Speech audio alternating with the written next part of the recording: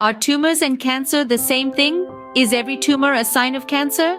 The misconceptions are many and the fear is real. But fear not, for we're here to help clarify these misunderstood medical terms. To begin with, it's crucial to understand what cancer really. Cancer can be defined as a group of diseases characterized by uncontrolled cell division or cell proliferation that leads to abnormal tissue growth. This abnormal growth disrupts the equilibrium or homeostasis in the human body, leading to severe health issues. Now, let's address the much-feared term, a tumor. A tumor, in the simplest terms, is an abnormal growth of cells, but not all tumors signify cancer. They are broadly classified into two types, benign and malignant. A benign tumor is a non-cancerous growth. It's akin to an uninvited guest that stays in one place and rarely causes serious harm. An example could be lipoma, a soft, doughy growth often on the neck, shoulders, back, or arms. It's a benign tumor made up of fat cells. However, when we talk about a malignant tumor, we're talking about cancer. These are the rebels, the cells that grow and divide uncontrollably, invading nearby tissues and often spreading to other parts of the body. Breast cancer is a classic example of a malignant tumor, where the cells in the breast begin to grow out of control and can then invade nearby tissues or spread throughout the body. But when discussing cancer, it's essential to understand its various types as well: carcinoma, sarcoma, leukemia, lymphoma, myeloma, and glioma. Each has its unique characteristics and examples. Carcinomas, for instance, are the most common type of cancer. They originate from the skin or tissues that line the internal organs. An example would be lung cancer. Sarcomas, on the other hand, are much rarer and arise from the connective tissues like bones, tendons, cartilage, muscle, and blood vessels. Osteosarcoma, a type of bone cancer, falls under this category. Leukemia is cancer of the body's blood-forming tissues, including the bone marrow and the lymphatic system.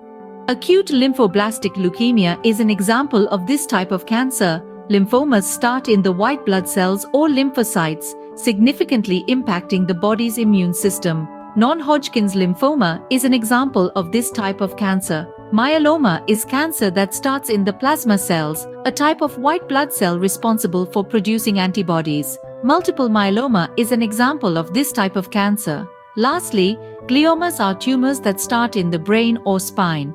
Glioblastoma multiforme, an aggressive type of brain cancer, is an example of this type of tumor. Characteristics of cancer cells include uncontrolled growth, invasion of neighboring tissues, and the ability to metastasize or spread to other parts of the body via the blood and lymph systems. In summary, while every cancer involves a tumor, not every tumor leads to cancer. Tumors can be benign or malignant, with the latter being cancerous. Different types of cancers such as carcinomas, sarcomas, leukemia, lymphomas, myeloma, and gliomas each have unique characteristics and examples. Understanding these differences is essential in the diagnosis, treatment, and management of these conditions. It's time to dispel the fear and misconceptions and empower ourselves with knowledge. When it comes to treating cancer, there's a wide array of options available to patients. These treatments range from the surgical removal of tumors to radiation therapy that uses high-energy particles or waves to destroy or damage cancer cells. But today, we're going to focus on three specific types of treatments: chemotherapy, immunotherapy, and targeted therapy. Chemotherapy is a type of treatment that uses drugs to kill or slow the growth of cancer cells. These drugs, such as cisplatin, methotrexate, and doxorubicin, can be very effective, but they also affect healthy cells, which can lead to side effects. The second type is immunotherapy, which boosts your body's natural defenses to fight cancer.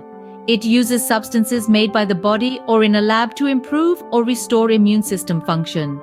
Drugs like pembrolizumab, also known as Keytruda, and nivolumab, sold under the brand name Opdivo, are examples of immunotherapies. Lastly, there's targeted therapy. This form of treatment specifically targets the changes in cancer cells that help them grow, divide, and spread. Some examples include imatinib, sold under the name Gleevec, and trastuzumab, more commonly known as Herceptin. Understanding these treatments and the drugs used can help patients and their caregivers make informed decisions about their cancer care. It's crucial to remember that every patient is unique and what works best will depend on the type of cancer, its stage, and the patient's overall health. In the fight against cancer, one size does not fit all. As we've just learned, there are various treatments available, each with its own set of pros and cons. But the effectiveness of these treatments largely depends on the patient's unique case. This is why personalized cancer treatment and care is so important. It considers the patient's type of cancer, its stage, and their overall health. Other factors that come into play include the patient's age, lifestyle, and even their genetic makeup.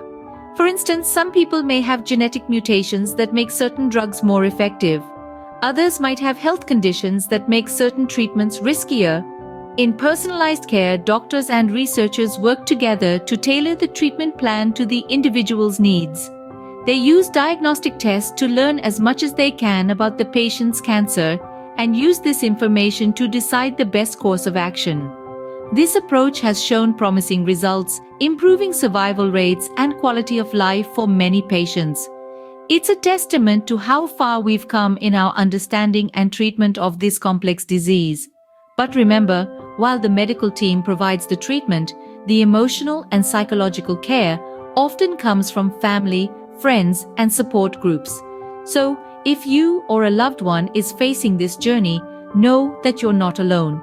Reach out, seek help, and remember, every step forward, no matter how small, is a victory. Voiceover. Don't forget to like, share, and subscribe for more informative videos like this one. Stay tuned, stay informed.